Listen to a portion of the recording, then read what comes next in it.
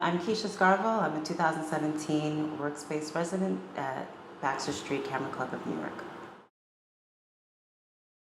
I wanted to do some research into Caribbean writers. That's my family background. Caribbean writers were discussing the landscape of the Caribbean or imagining the landscape of Caribbean, but were imagining it or writing about it from a remote place or writing about it from a place of exile. I looked into Wilson Harris's writing and discovered his most iconic book, which is Palace of the Peacock.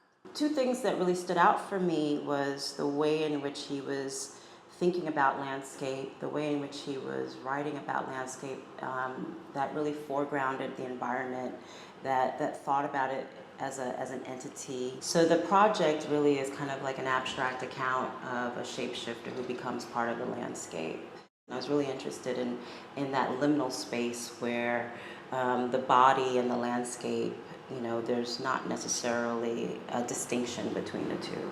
It became really important for me to understand and find my own sense of belonging within these spaces. And thinking about the night as this place where these ambiguities become even more pressing or become even more sharpened, all becomes vague when you're in a space that's void of light. How does one make a place for oneself? It's something that I am constantly thinking about in terms of what it means to have a sense of place and a sense of belonging in relationship to the landscape around you on so many different levels, geographically, socially, politically. Like, what does that mean to be present in a space and to navigate those spaces? And thinking about these kind of geographic ideas that come up when thinking about a sense of place and placemaking.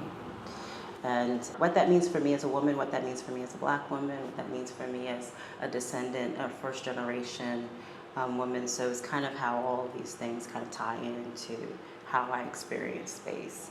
But again, thinking about how these become part of a larger conversation about pinpointing where we are within the world. Landscapes hold narratives. Objects kind of hold these narratives. I was really interested in the materiality of absence and how the object becomes this kind of stand-in for a presence. So it's kind of like that paradox of how the presence of the object is kind of relating to the absence of something.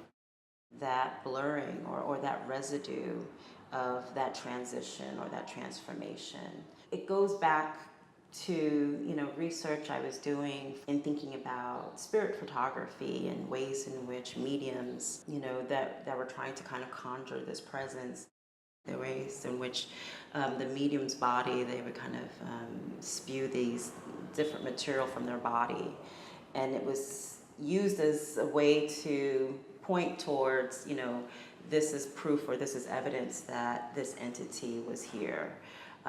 And the portal that was passed through in terms of the body, this is the remnant of that existence.